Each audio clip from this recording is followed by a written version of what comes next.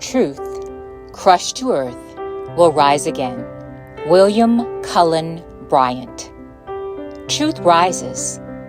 Written by Valerie Holsey Esquera. Narrated by the author.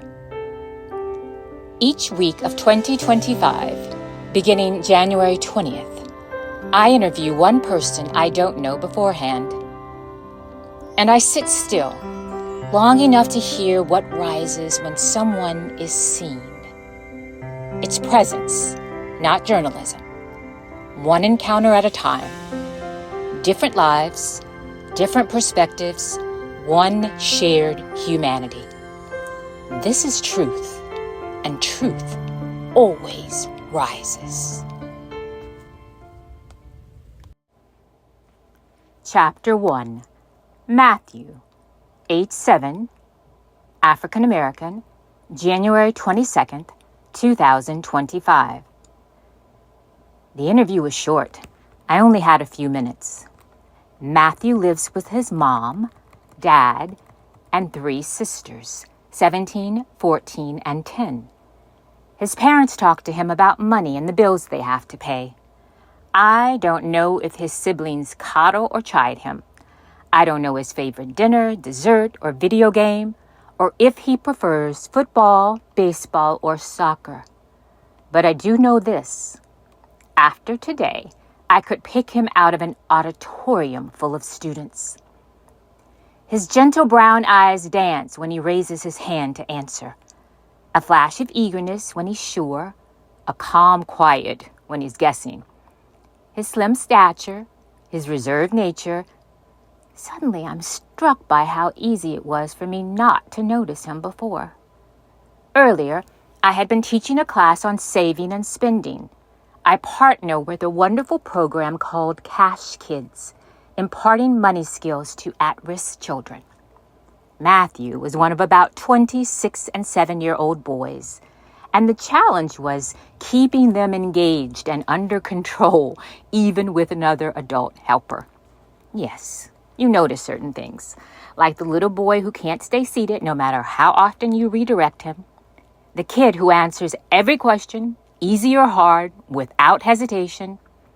But the ones like Matthew, the quiet, well-behaved, seemingly ordinary ones, don't always make your radar. Until. As a fun way to test what they'd learned, I divided the students into groups for a buzzer game. One team dominated most of the way. Toward the end, I raised the point value for each question. Matthew hadn't answered much before then, but suddenly he knew them all. He racked up multiple 5-point bonuses, correctly identifying expenses parents must pay.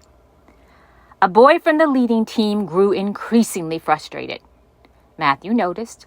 I could see him watching the boy's reaction after each of his correct answers. Then came the final question. The points were doubled.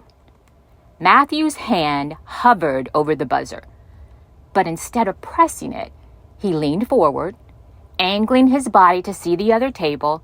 He was watching his rival, the one who had grown more and more upset. Matthew knew the answer, but before buzzing in, he tried to see if the other boy knew it too. He didn't, but the kid next to him did. I still see it. Matthew's hand hovering, waiting, watching, letting his rival hear the answer first. It was surreal. I couldn't believe what I was witnessing, and I was so grateful to be witnessing it. His rival didn't notice. No one else did. The other kid pressed the button. Then Matthew pressed his. In the end, the other team got it right. They won the game. Matthew leaned back in his seat, content. This 7-year-old boy filled me with awe. His simple act gave me joy and hope. I knew then that Matthew would be my first interview. Right there in front of the class and the adult helper, I told everyone what I had seen. You could hear a pin drop in a room full of 6- and 7-year-old boys. I was full of emotion when I said, "That was so kind." Matthew hadn't even realized I had seen him. I sat next to him with my pen and my paper, knowing we didn't have much time left. I asked, "What made you do that? What made you give up a chance to lead your team to a win?"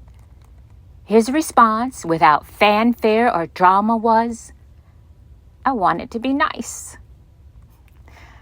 I believe all our hearts grew that day because of Matthew's simple act of kindness. I let him choose the first prize, even though his team hadn't won. Then the winning team selected theirs. I whispered to them that I had enough prizes for everyone else, but it was completely up to them. Without hesitation, they said yes. Kindness begets kindness. Kindness can be as close as the next table, but we must pay attention.